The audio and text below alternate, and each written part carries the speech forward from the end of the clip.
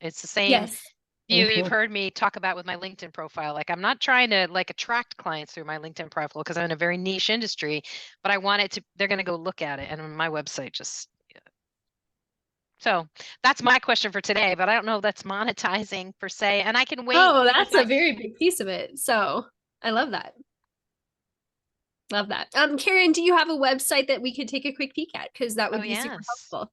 I do. Awesome. Oh, I Yeah, love that. it's powerandrail.com, powerandrail.com. And I can show it to Awesome. you or you can. Yeah. Well, how about this? I would love to have you actually walk us through that in a few minutes. We'll put that on our agenda. Okay. Um, and I love that you've sent your representative today. Um, Adorable.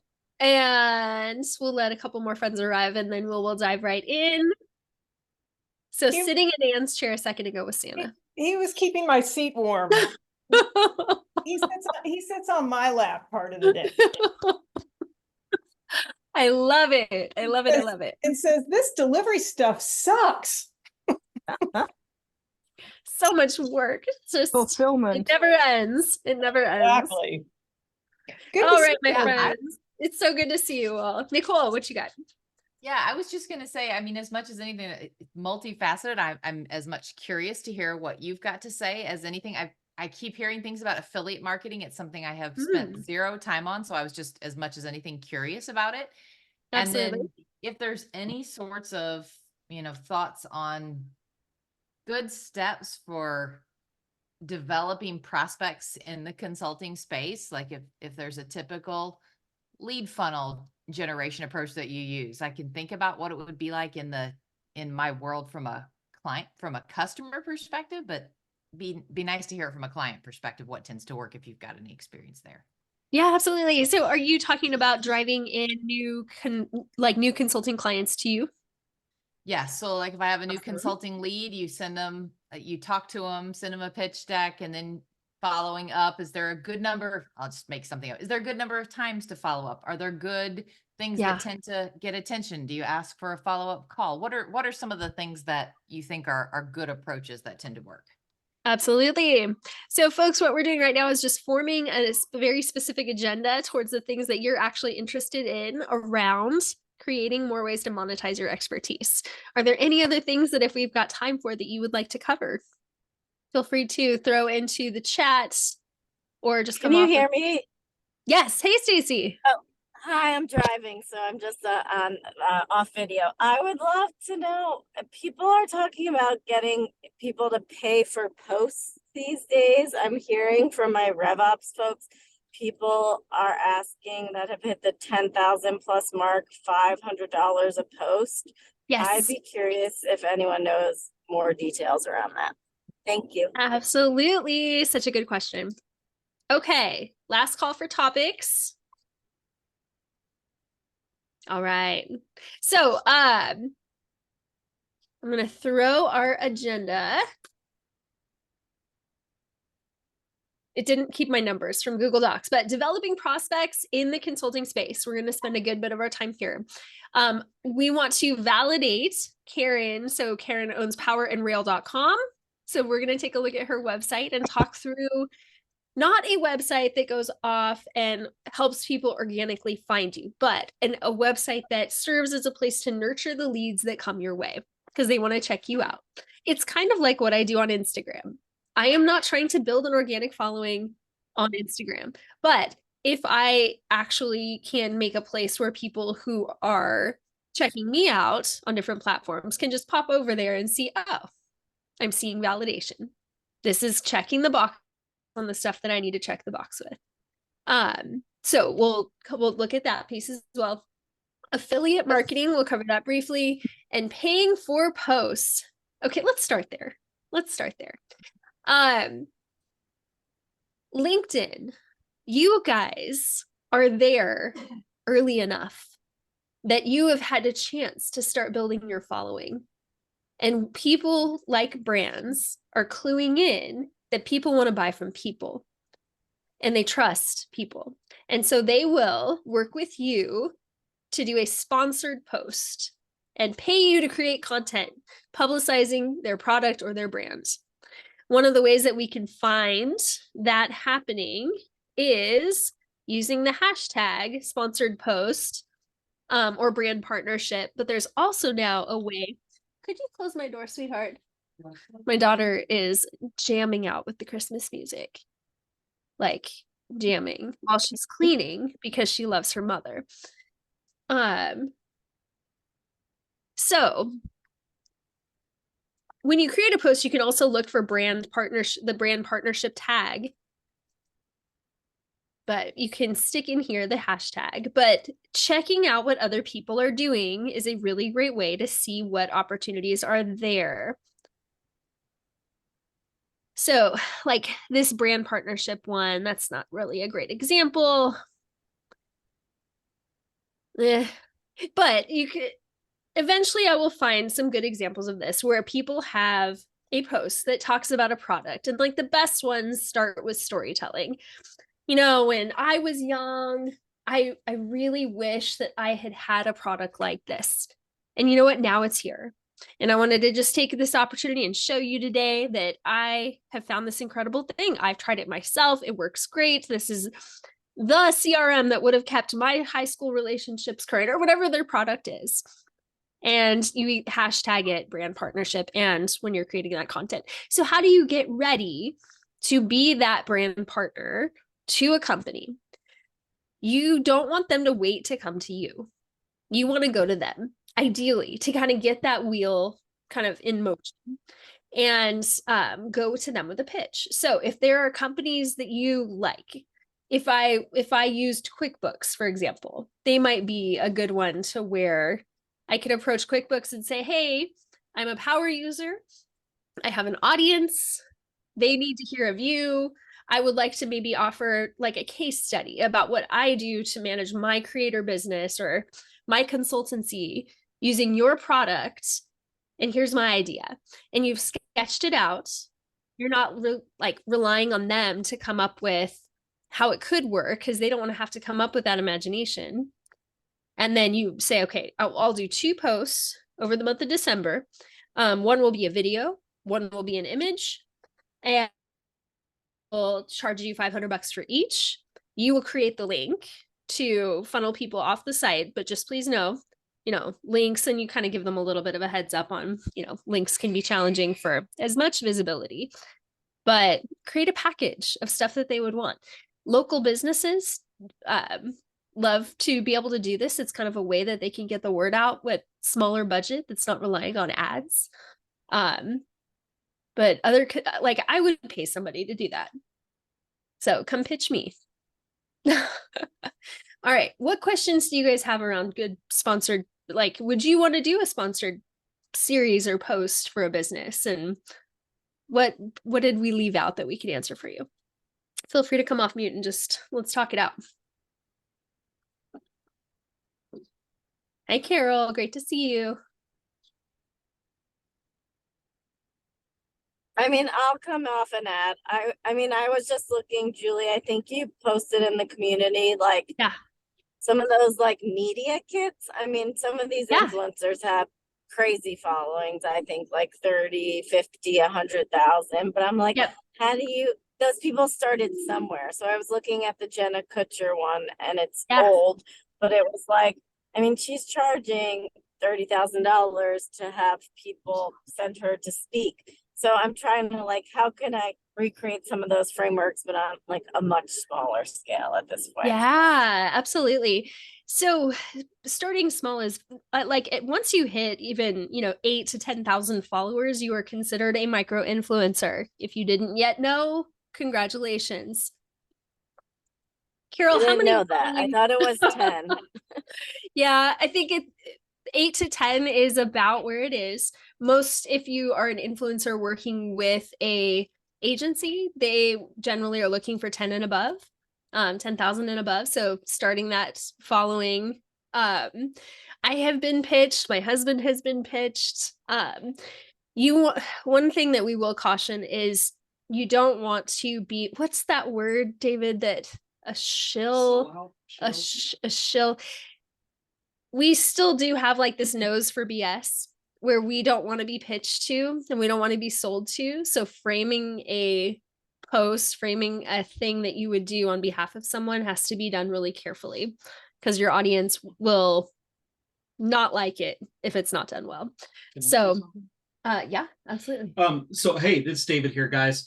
Just wanted to say that this is something that I struggle with a lot. And the bottom line on it is until the money really is of great benefit to you, it a lot of times doesn't make sense. So I've done sponsored things before, but it's because it was on brand. It was something I wanted to talk about anyway and wanted to do.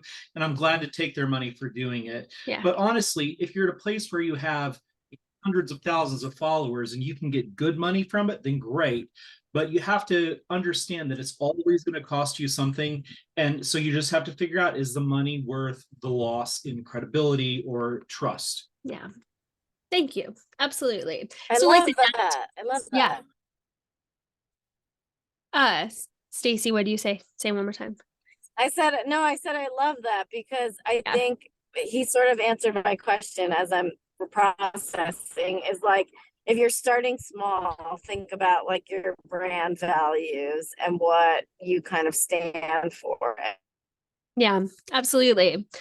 So like the desk that I'm using right now is like David got the frame from a sponsor and then he did a YouTube video about it and it worked really well because he was able to keep it right within his vein of that.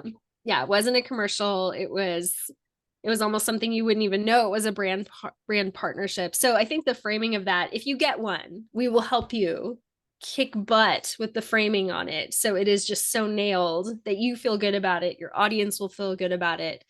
And but you getting brave to start approaching partners, it's like starting small is the reality of it though. Working with the following that you have, I think it's just like any other activity, just tracing it back to your end goal, your end objectives. Jenna Kutcher started somewhere too. And those brand partnerships are a way that you can bring in revenue. It's like if you have a couple revenue streams for 2024 and you want to decide that corporate partnerships or brand partnerships is part of that, just build the path from here to there to get your feet wet with it. Even doing kind of a like for like barter type of situation. If you have someone else even who has an audience and you say, hey, I would like to, it almost just looks like a collaboration. I would like to give you some visibility in exchange for some visibility. Here are my objectives. And then people can see that you are starting to do those. And then that opens the window for you to do more. But a little bit of structure, don't overthink it. Most times that people will pitch, there's not like legal agreements. There are a lot. But like, yeah, like for this, like the teeny tiny things, it's just cover your butt. Jen, what are you thinking? Yeah, so I get these requests and usually the ones I've seen are industry specific. So it'll be like, you worked in cybersecurity based on your role in cybersecurity or your role in enterprise data management. We have a client who is interested in your expertise. Yeah. We will not be asking about your present employer. You'll be you have to sign a waiver that you won't obviously disclose anything under an NDA. And then they usually start around 500 an hour. And I have 3 of these right now in my inbox and 2 of them, and I just never respond to them. I don't know if, just curious, 2 questions, if anyone has done these before. Oh, good. And which company, how did it work out and which companies were good, which were not so good? Yeah, Jen, this is Carol Kim. Yeah, I am familiar with Alpha Insights and I have also been approached. I did one call like about 2 years ago, I forget. So they are legit. I think Alpha Insights and there's like another one that's skipping my brain, but yeah, let me see if I there's one that starts with a G. GLG. Yeah, GLG. Yeah. Okay, GLG. And is that one legit as well? Yes, as far as I know. Yeah, this is Wendy. That GLG is legit. I've actually done some work with them in the past as well. Okay. So the Yeah, calls, these come in, the calls these were come in pretty, by the pretty What's that? straightforward calls, like nothing like hokey, like they want to find out like secrets about your former employer or anything like that. They're pretty straightforward, and you can actually get around some of those questions that are trying to dig deeper. Okay. And this is Um, Denise as well, just to compliment what Wendy said. There's a whole application process that you fill out, so you can divulge as much as you want. And then they'll leverage whether you're a good match for the client. And I've had more success with GLG. With alpha sites, you have very junior people calling, they're kind of pie in the sky. You spend about 20 minutes doing the application. And I've done about 5 of them, and they've just turned out the client has changed their mind. So just be a little weary on that, because you do spend a lot of upfront time. Okay. Unless it's a perfect match and you're pretty confident that they're going to select you, I would put the effort into that. That's just alpha sites. Okay. Thank you. That's really good feedback. Yeah, no problem. I've gotten dozens of these, and what I've found is a lot of folks say, well, take them because they're prospecting. And on the other end is a PE call who's hired one of these people to do the research. And hey, if you become someone they want to dig deeper with, then they may engage you. I'm certain that's possible, but like, as Denise said, the amount of upfront work they want, I don't do hourly engagements, first of all. And secondly, so you can do a ton of work for a 1 hour engagement, and then the contract. I'm a stickler for contracts. Read the contract, because almost always there's some, like, I get one of these and there's a non-compete in there. I'm like, heck no, I'm not signing a non-compete for a 1 hour. I only sign non-competes for very large engagements. So there's a ton of downside and not a lot of upside, in my opinion, on these. All right. And Nicole, just to add to that, my experience is often those two companies are fronting for big management consulting firms.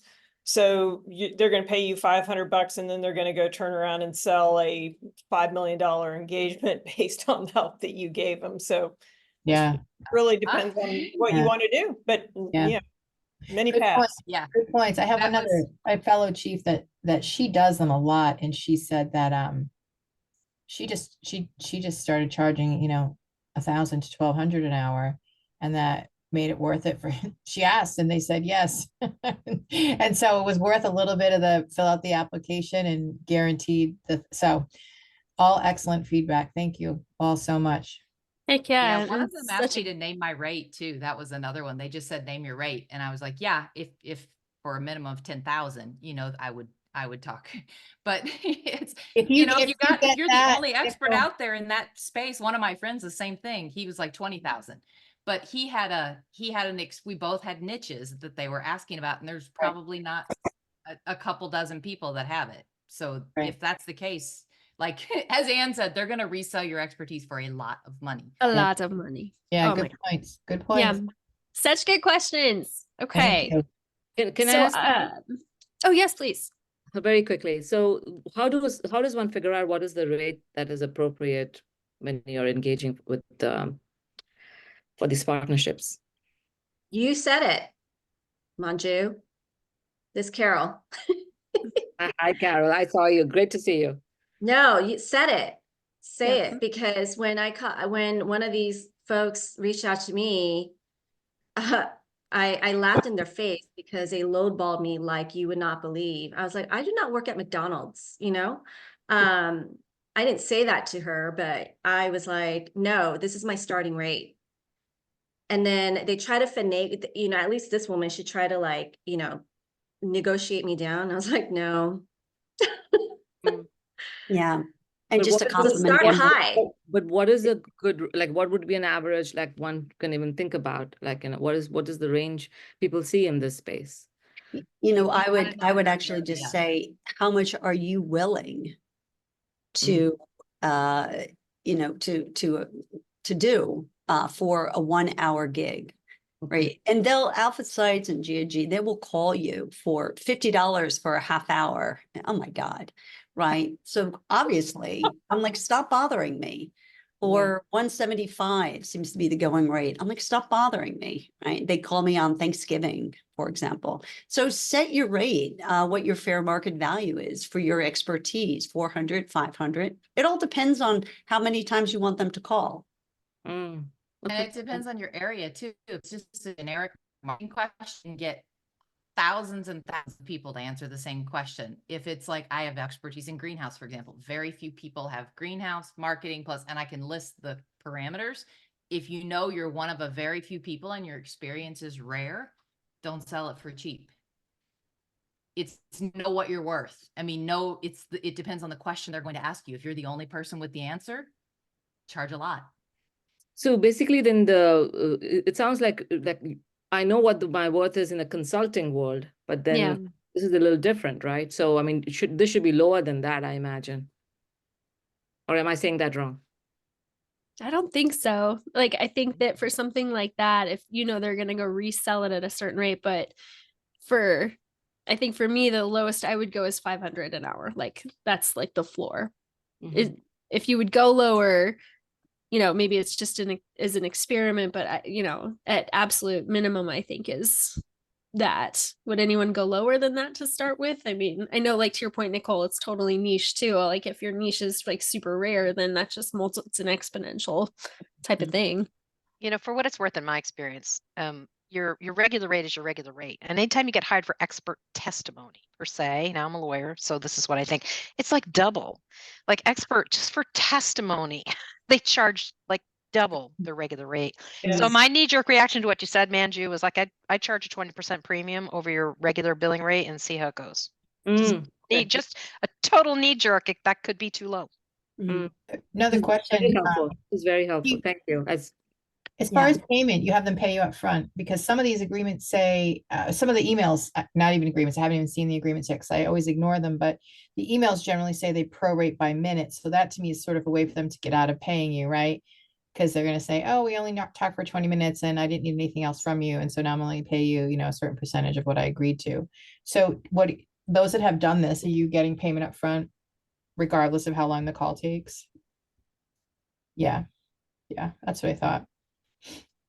Well, and the other thing is, I'm sure there's different contracts, but whoever they're repping for, they can't come direct to you after that. So you've also, okay, if you didn't get it by referral, then you've sort of, I don't want to say burned that bridge, but they can't come to you and say, hey, we'd like to staff you on this project, because they have an agreement with whoever the like broker entity was. Got it. Okay. It's better to go directly, like she said just now, Julie, right? Like, better to go yourself directly to these spaces, and then that way you've kind of cut the middleman. Mm-hmm. If you have the Rolodex for it, and if you have contacts, You know who they are. Good talk. Excellent. Good talk, fam. Good job. That's great. High five. That's amazing. I did drop a couple of fun little sponsored posts in here. Thank you, Carol, and for numbers. I love when we talk actual numbers. I love it. We need to know numbers. And so thank you for sharing that. That's awesome. I did drop a couple of sponsored post examples here that we'll take just a quick peek at to wrap up that portion of it. Like, fantastic post and storytelling that you almost don't mind at all that there's a product behind it, because it was just such a valuable in this case, meaning interesting, funny, little surprise and delight, little bit of like, oh, that was unexpected and actually distracted me from the crush of my day. Value can be that too, just as much as it can be specific insight that was offered. So, along the lines of, how do I get people to come into my consultant funnel that you are wanting to build? So Sarah, you had a post yesterday. Thank you so much for sharing in the community too. Like, I've got my website up. I want to tell people.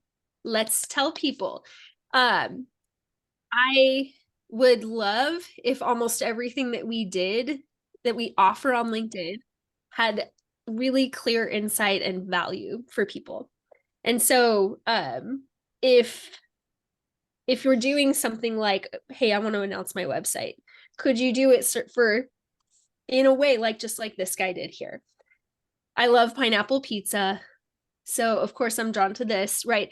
But like, it was just this value wrapped in. It's just so random and stuff. So if you're going to announce your new website, he could have done it like right here, instead of it being about this tech salary report.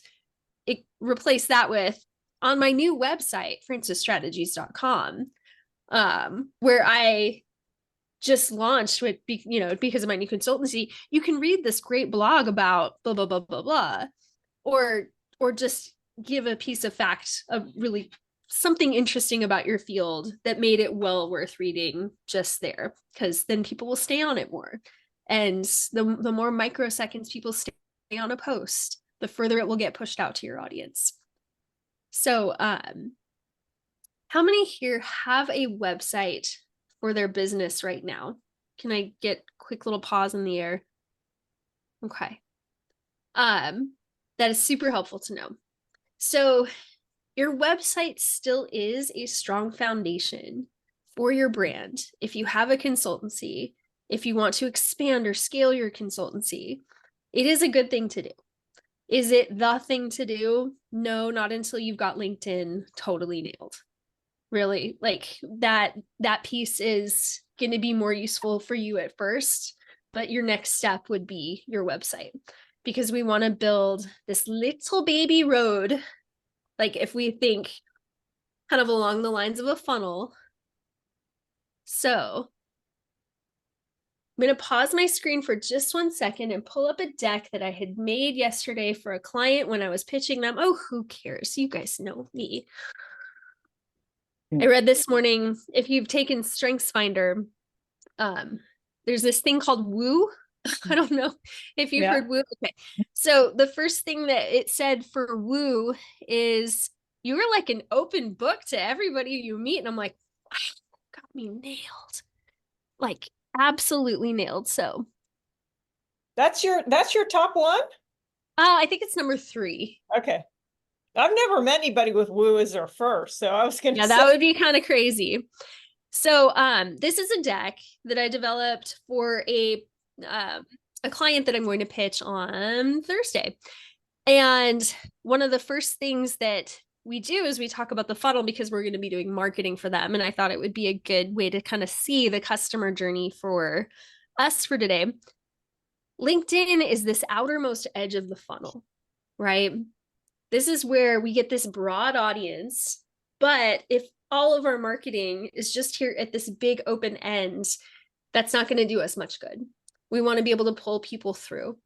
And so for me, it's like, I want to catch them on social, and then I'd like them to go over to my website next and get to know me a little bit more. And then while they're on my website, I do want them to sign up for my email list so I can gently, respectfully kind of nurture them along the way. And then comes that nurture journey, and then this connect piece. And where most marketing falls off is right here in the middle. Good at the end. We like the end, but we suck here in the middle. And if we're thinking like, what's our go-to-market to get you out of corporate into a job that you actually like, for example, fractional or starting your consultancy, you have got to get good at this middle part. This also is where one-to-one networking is. It's where teaching is. It's where people get a deeper connection with you, know you, like you, trust you. And so website falls here. So let's take a peek at Karen's website. Congrats for getting this live. We know it's like having a child or something like it. A ton of work. There's this thing that I like to do called the blink test. I used to call it the grunt test. A grunt test meaning if I was a caveman and I wandered out from my cave, could I, in just a second, with not a ton of expertise, glance at your website and be able to grunt out what it is that you're selling to me? Now it's the blink test. In our attention-starved day and age, can I look at your website and in a blink understand what it is that you, again, are trying to sell or communicate? So I see the cool background. First thought is nature, but then of course my brain kicks in and I go, no, rails, trains, right here. And no, that's not power. That's like a ski lift, maybe, I think. But I see a cool logo. I like it. That's really awesome, Karen. Legal excellence. to keep you on track and in power. Cruising down, great picture. I love this. Regulatory litigation, project development, risk management. Cool. Just getting the lay of the land here. Here's Karen. Awesome. So who is this for? Attracting clients in the power and rail industry? Yeah, so I'm very niche. I'm really, really very railroad niche, to be honest with you. But I have this power piece in the background and power transmission piece in the background. And power is just a good word. So, yeah, you know, it was power and rail, rail and power. I led with power. It was supposed to be power plus rail. Plus is not a registrable symbol for purposes of business name. So I had to switch to power. But I'm very niche in the railroad industry. I love that. It could be probably a little bit more clear that this is for, you know, around that, because spoon feeding is super helpful and important. Let me go back here, and I did a presentation this morning on a website, and what really could be should be above the fold. And so I'm going to pull that up really quickly too, and I'll be glad to drop this deck in later. Above the fold is everything. We lose people very quickly above the fold. This is, so we talked about the blink test, but we want to spoon feed them facts, not soon, spoon. We want to spoon feed them the facts. No mystery, clarity, because we can so easily tell ourselves this isn't for me, this is something totally different, and then leave. Or feel annoyed at that first, or dissonant, like, if you can't communicate about this, how can I trust you with my marketing, my copywriting? So pushing for more clarity than cute. Cute is not helpful on a website. Clear, just clear. I'm a litigator for power companies is sometimes better than keeping you on track. So just consider maybe a little bit on that direction. Now, the visuals on your website are great. One of them, this crucial piece of it's not so cluttered that I can't understand what's happening here. Like this, if as long as it works on mobile. So do a quick check. It looks like you're using Squarespace, which makes it very easy to do a mobile design of your website. Very, very easy, fortunately. And so it's written in third person. Karen's experienced in operations. Tell me why you chose to go third person. Probably because I was more comfortable with it. I actually had somebody that I used to work with build the basics of this for me, and then I kind of continued to work on it. Also because it's a website, it's not me per se. I don't know. Should this be I, not Karen? I would say we. I or we, but like we is probably the best fit. Like we talking to you as a team rather than describing third person. Okay. I am literally, it is a one-person show though. There's really no we. Yeah. I would own that. I would own that. Comes through more clearly if you own the fact that you're a rock star at this and it's you. Okay. Love that. Also, Karen, are you selling your expertise here?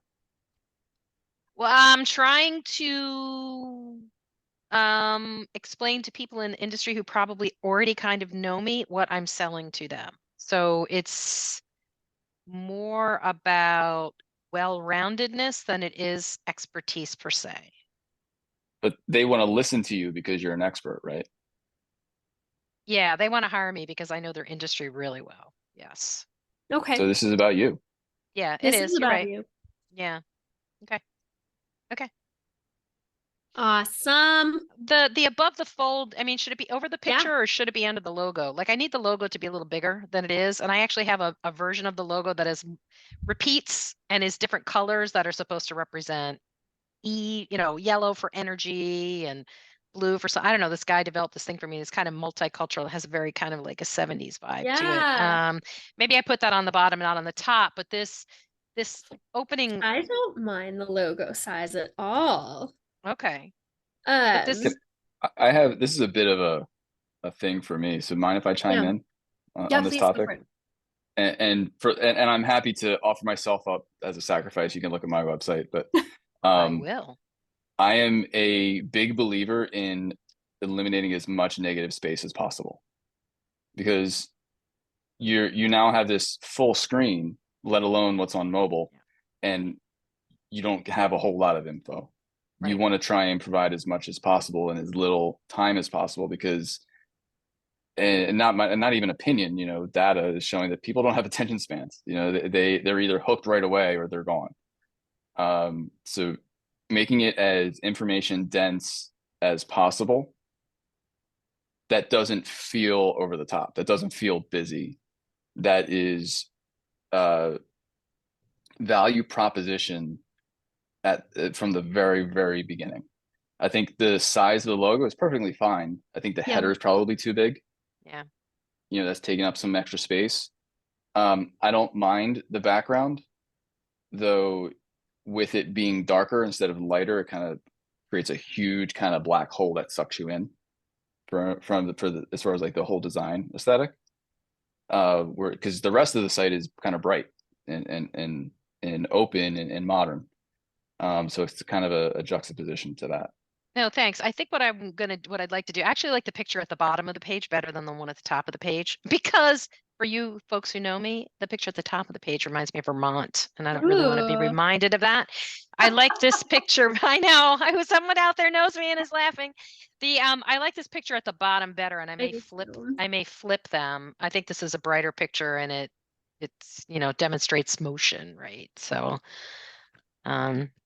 I love the motion. Yeah, so that's such great feedback. Okay, so if we can imagine, if the goal of this really is to warm those leads, right? Like nurture people who are coming, validate, check the box on referrals, make sure that people who are coming here understand what it is you do. I am a little lost in this paragraph. And so yeah, I agree. We get to a word here that gets clear. There is some good writing in your bio over there and here. And then I sent you a little screenshot here on which one has that little description piece, but we have you covered in railroad litigation, employment, like they're looking for these big buzzword, like these big expertise words right here that show that they're in the right place. Push for clarity for sure. So like contrasting with like this site right here. At the blink test, I understand I'm supposed to get hope. She's going to give me hope from this picture. Like it's designed to express a feeling, and that feeling is like strength and power and connection and hope from her stuff. There's a product here that she's looking to do. It's like there's a podcast. Okay, you understand I'm supposed to be here for this podcast. Oh, look, a 3-part training. Like to Seth's point, like there's a little more crammed in here, designed to pull me into stuff without wasting much time at all. Now, this is a probably $40,000 website and customer journey that was built out. So, but like if there was a call to action that you had on your site to, for example, like up here, if there was a button that said book a consultation,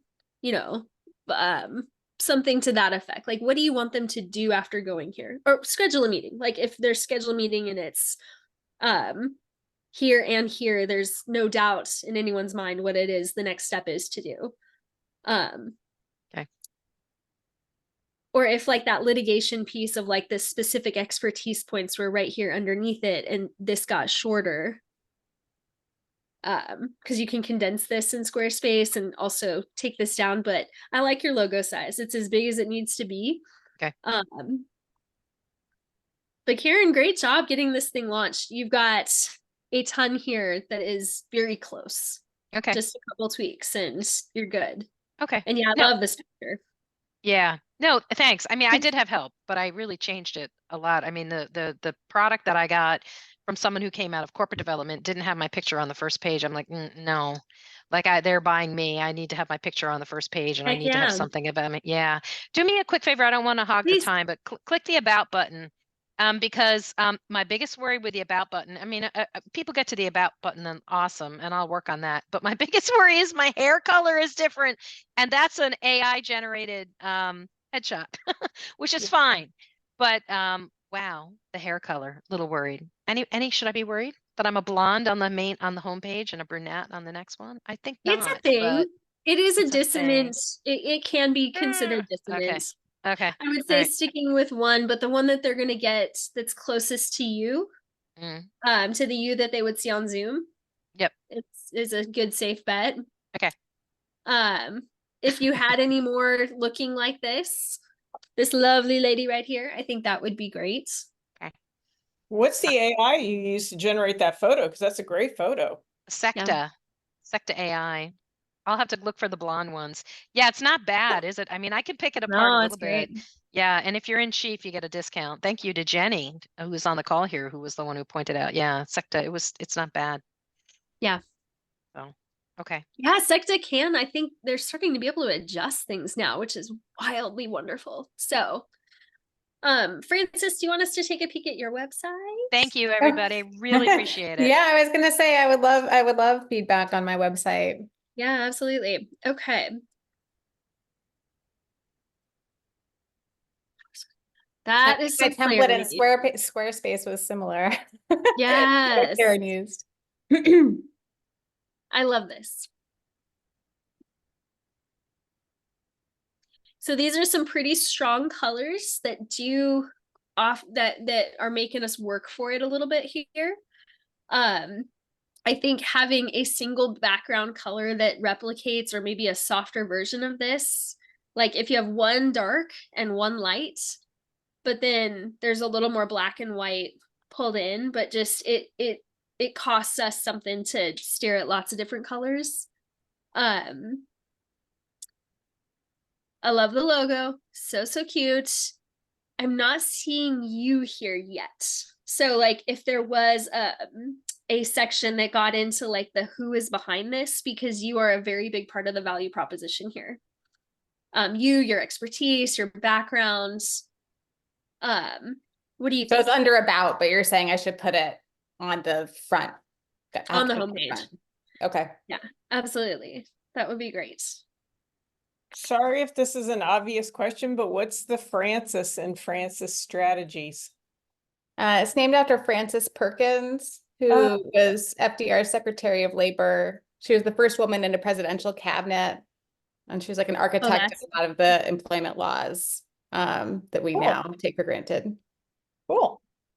But I don't talk about that on my website yet, so I probably was like, oh my gosh, like that's such a great storytelling piece. Like what keeps people on the website? It is a little bit about these things, but it's about interesting things too. That would be so fascinating to know. Just a little tiny bit about it, because we need to know why you. I want to go with you because I don't know you. I don't know you, Sarah, but I'm thinking, is her middle name Francis? Where's her daughter is Francis? I like that a lot. It's not your puppy. It's not your kid. It's about a reputable, like you love policy that much and government that much that you went back to that. Like that just sets you apart. Because if we've got 10 people just like you that we can pick from, we've got to find these differentiators that make me go, no, that she was super cool. I loved that piece. Isn't there just like a who is Francis, like a who is Francis part of your website somewhere, a line, and then you just kind of explain who it is. It says so much about who you are. Yeah. Too. And Julie, to your comment about the colors, so what I'm hearing you say is probably you really only want 2 colors in your background, but you could have a third color that's your accents, that's your buttons or your something else's. Is that fair? I think so. This can get subjective, but if your audience is old people who work in policy, yeah, for darn sure. Like, yeah. If we have it help into like, especially when it comes to like fonts, I know as I'm getting older, it is hard to read small stuff. And so for me, like right here, this, I think, yeah, it's already at 100%. So, while visually having less everywhere is nice, let's give this a little bit of a bigger font for sure on that piece. And then what if we turn this sentence to leverage data as a strategic asset? And that's the big one. And then under kind of like, you know, your next size font, match your commitment to improve workers' lives and offer domain-specific expertise to accelerate your journey. Now, this part gets a little confusing right here. I would say get as confident and as clear and concise as you can. Get as tactical and specific with what you're going to do as possible. But otherwise, I love that there's a way to contact you here. So something that we all could do, the way I launched this community was through my email list. It was how we started boot camp. I reached out to people that I've worked with, people that I knew, and I did a one-to-one email asking if people wanted to join this wild endeavor. Even if you do not want to start an email list yet and actually do anything with it, starting like, for example, a newsletter, you don't got to touch it yet, but if you just start gathering those, I call it your future client list. Like just start the list, let them sign up for a newsletter while they're here, give them a reason to sign up, and then 6 months from now, a year from now, send them all an email. Hey, Dan, just checking in with you. Just something cool that we're working on is this. Here's a little blog post here. So going to Nicole's question about like how to move people through a funnel. So if you have clients, potential clients that have not yet said yes, what does it look like to touch them enough to get them through and remind them of you? Even if you have the best service on the planet, people are so busy. We cannot remember what it is we have to even do that day. And the thing that they need, that you have, that they want, help them remember. So one of the ways that we do that is LinkedIn, right? Like often I'll do a post about whatever that thing is and someone will see it and go, oh yeah, I need to get in touch with her. But doing it through email too. So like if you had kind of a nurture sequence of the day after a meeting with a potential client, they get a quick recap of what you said, what you talked about.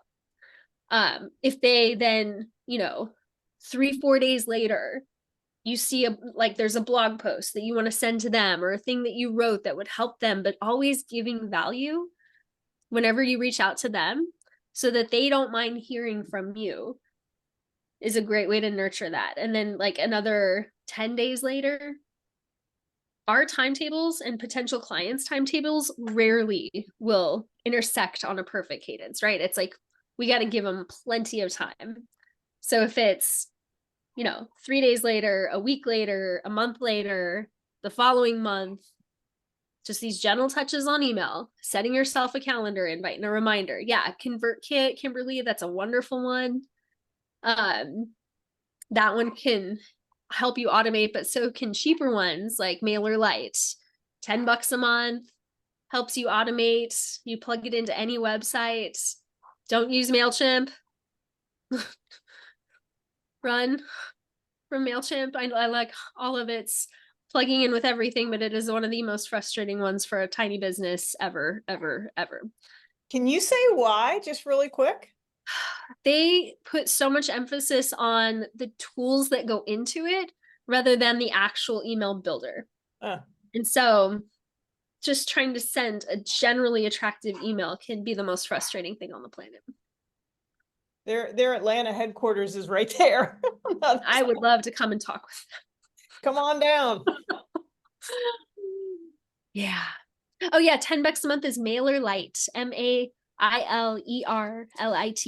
And I think I have that on I have some notes for today. But Sarah, your website is super cool. It is already way cute. And I love that like there's just a couple little things to add. So if you are having, if there was anything else that we could help you with on that, but tremendous job. It could go even right now as is. You could just add more value, and it's been up for a couple months, so I'm glad it's not the pits. Not at all. So here's some tools that we use over here. I don't use Wix for website. I know lots of people do and love it. I usually just use Squarespace. The mobile interface that we can create is lovely and easy. And MailerLite, it gives you email marketing, forms to sign up for stuff. It gives you landing pages for website if you wanted to create anything. Like anything you can conceive of is great. Now, coursework, if you want to sell a course this coming year, this is a wonderful way to get your feet wet with selling your expertise and monetizing it. Every one of us on this call could come up with something that you could record a piece of your brain and put it out there just to start getting your feet wet in this space. Who here is thinking about creating a course in 2024? Sweet. So that's an awesome way to get started. Who here is thinking about your own community and growing a community? It has been such an adventure and I just absolutely love it. I'll give you this one piece of guidance. Find people to build with. You don't want to try to do it alone. If you want to create a community, it is a hot time for it. I think that communities will be around for a long period of time. But even a year ago, it just wasn't quite the same space. But somebody else in your space right now is actively trying to figure out how to start a community, and you want to get there first. So if you are going to do it, get on it. Grab a buddy who you trust, who is going to bleed with you.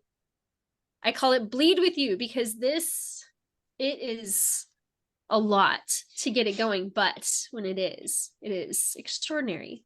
Figure out your value proposition, figure out someone to do it with. You could do the same thing with a course, with any of these things, but I really believe that the future is an ecosystem where we're all partnering together to create cool things. So grab buddies, they'll help you keep it all moving. What else are you going to create in 2024? Heather, what you thinking? Quick question on that Yes, community please. idea. I have a few different perspectives or been given some advice around it's Facebook groups or it's like I love the platform that you use. I think that's great. I don't know that I'm ready for that, but are there other community platforms that you programs? You know, I've tried them all. I landed with Circle because of its flexibility with, here, I'll show you. I'm still sharing screen right now. Let's see here.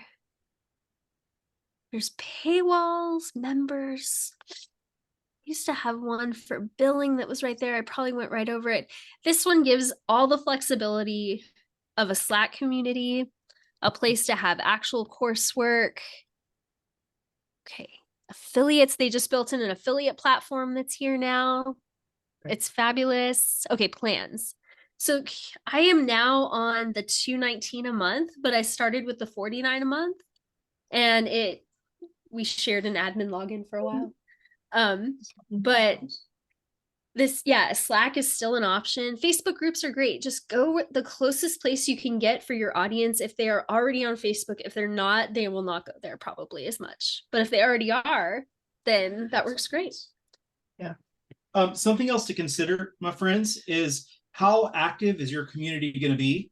And so one of the benefits to using Circle for a community like this one is that there's enough of a critical mass to keep people wanting to come back. However, if it's the kind of thing where there's going to be a couple of new things said every week, it's going to be much better done on a platform they're going to anyway, like Slack or Facebook. Yeah. And here in Circle, I don't know about y'all, but like I have like at least 6 communities that I'm a part of here, and now you can switch in and out of them, and that has been very helpful. What else are you guys going to create in 2024? Anne, what you thinking? I'm in process of creating the second edition of the book that I published in April, but that's what I was going to say. If you're building a mailing list, one great way to do it is to give away a couple chapters of your book. And you can do it on the program I used, I think was called Book Funnel. I don't even know, I might have paid $100 for it, but it's not a recurring subscription. And you can give e-file of however much of your book you want to, which then generates interest if you're only giving a few chapters away, and also builds a mailing list. Yeah, absolutely. And I highly recommend BookFunnel if you're looking for a service like that. It's affordable, and I found it super easy and intuitive to use. BookFunnel. I love that. I Yeah. have heard of that one, and that one is definitely a fabulous one, because if you're launching a book in 2024, 2025, the last thing you want to do is neglect that community piece. That is huge to a successful launch. Yep. Manju, the question was, what is the website for community subscription? We use Circle, and I'm paying, I think, $200 a month for us to have courses and lots of spaces for interaction and things of that nature. So it's called Circle, SCI. Circle. Circle.so, I think, .so. But yeah, it's been fabulous. So there's so much we could cover underneath this topic. We are forming the coursework for January and onward of next year. If there is anything that you want to learn, we would love to build around it. We're building like these pathways right now. One is for if you have just been laid off, like what do you do? How do you figure out who you are and where you want to be? The next one is about thought leadership. You want to grow your visibility, your clients, etc. And then in front of clients, etc. But then this third one is like, I am launching my consultancy. How do I get it up and running? Like very much specific, like the Netflix of all of these things. So anything that you want to know, we would love to hear it. We'd love to design content around it. And if you would like to start teaching, we would love to connect. There is so much that this beautiful community of genius women and men have to offer. Please let me know if you would like to start teaching, and we would love to discuss that with you. Any other thoughts, questions, ideas? Oh, thank you, Kimberly. Oh, super cool. I'll just say quickly. So I am going to do my first webinar on January 11th, which will be an hour session on from rattled to resilient. So how to be your best self under pressure, which will be a series of super fun micro shifts. I'll just say, folks who've heard this talk, I've had folks do this talk, walk away, have something crazy happen, use a practice and get immediate benefit. So would love to share that with all of you. And I'm pre-announcing to this group because I'm going to announce on LinkedIn tomorrow that also if you register by Friday, I will also give you a free somatic coaching session in the new year. So for 30 minutes. So you can follow that link on LinkedIn, go register, and I would love to share it with all of you. Congrats, that's fantastic. That is the kind of thing that we would love for everyone to figure out what it is that you want to sell. How do you want to bring people in to get to know you through a session just like that one? Then how do you get them on your email list and nurture them? How do you make them your client and your advocate? So bravo, Kimberly. Let us know. That's the game going to be like, how do I, because I want to get ConvertKit up by the time, whatever. It's minimum viable product, but yes, exactly. Please do. So folks, have a wonderful holiday season. Let us know how we can partner with you, serve you. And so grateful to see you all. We have one more session later this week on Thursday on influence, building audience. How do you build audience? And so we hope to see you there. But thank you so much for being a part today. Thank you, Julie, everybody. Happy Thanks, holidays. friends. Bye-bye. Later. Bye. Yeah. Thanks, guys.